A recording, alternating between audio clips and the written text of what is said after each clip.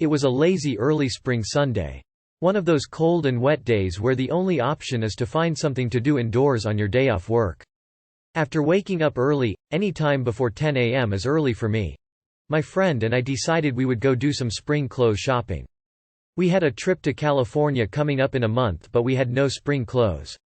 My friend, I'll call him Yakko, was one of those kinds of shoppers who will go into the same store 15 times but never find anything he likes, so I knew it was going to be a long day. Feeling up to a challenge that day, we decided we would take some MDMA along with us to consume before setting out on our shopping excursion. It was about a 1/2 hour drive to the mall, so we dropped the pill at about the halfway point, in hopes that the roll would set in shortly after arrival. We were set with our bottled water and credit cards and set off towards a few clothing stores.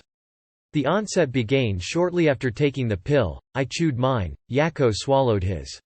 In about 10 minutes I began to feel mild euphoria, and my pupils began to blow. In the time it took to walk from the entrance to the restroom, the initial rush set in. I do not recommend allowing yourself access to any form of credit card or ATM.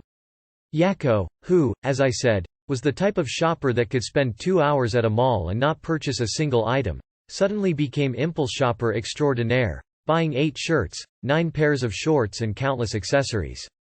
I, on the other hand, headed directly for Brookstone, with its countless gadgets and contraptions. About 45 minutes had passed since consuming the dose of MDMA, and I began having visuals, an experience that I had not endured while under the influence of MDMA previously. Shopping at this point became, well, not only pointless, but impossible. Yakko was unable to sign his signature on a receipt for a purchase. After a peculiar look from the sales clerk, I had to fraudulently inform her that Yakko was epileptic, and he was having a mild hand seizure. We spent the next 3 hours wandering aimlessly around the megamall, unable to drive home, or even find our way to the car. This left me reason to suspect there were some adulterants in the MDMA. The batch is known as cookies and cream. It was a rather small pill and the appearance is white, with brown flecks and no noticeable picture.